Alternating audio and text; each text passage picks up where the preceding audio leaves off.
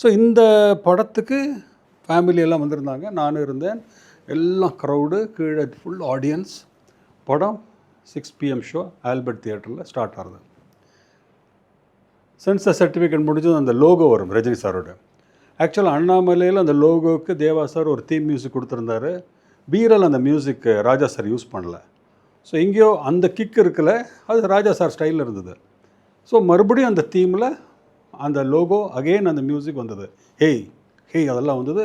ஆடியன்ஸோட பயங்கரமான ஒவேஷன். அது expected. I was happy waiting. Slowly படம் ஆரம்பித்தது. நமக்கு தெரிஞ்ச சில மேட்டர்ஸ் இருக்கும், கன்ஃபார்ம்டு. இது ஆட்டோக்காரன் சாங் வரும்போது கன்ஃபார்ம்டாக அது பெரிய லெவலில் பாட்டு ஹிட்டு. ஸோ தியேட்டரில் பயங்கர ஹங்காமாவாக இருந்தது. They are enjoying it. அதுக்கப்புறம் ருட்டீனான அந்த படத்தில் ரஜினி சாரோட காமெடி கிடையாது. லைக் இப்போ நம்ம அண்ணாமலையில் பாம்பு காமெடி, கடவுளை காமெடி, இது நிறைய காமெடி சீன்ஸ் இருக்கும். இதில் எதுவுமே கிடையாது. ரொம்ப சட்டில் சின்ன நக்மாட்டு 2-3 டயலாக் இருக்கும், தவிர எதுவுமே கிடையாது. அதே மாதிரி ஃபர்ஸ்ட் ஹாஃபில் ஃபைட்டு கிடையாது. So braking rule.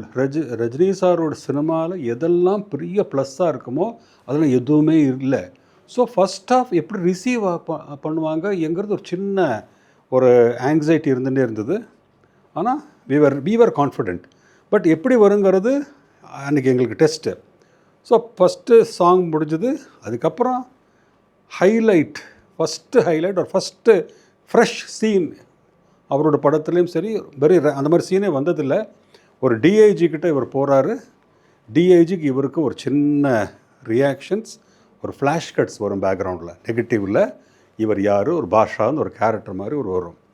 அதனோட ரியாக்ஷன் தியேட்டரில் இன்ஸ்டன்ட்லி டெரிஃபிக்காக இருந்தது.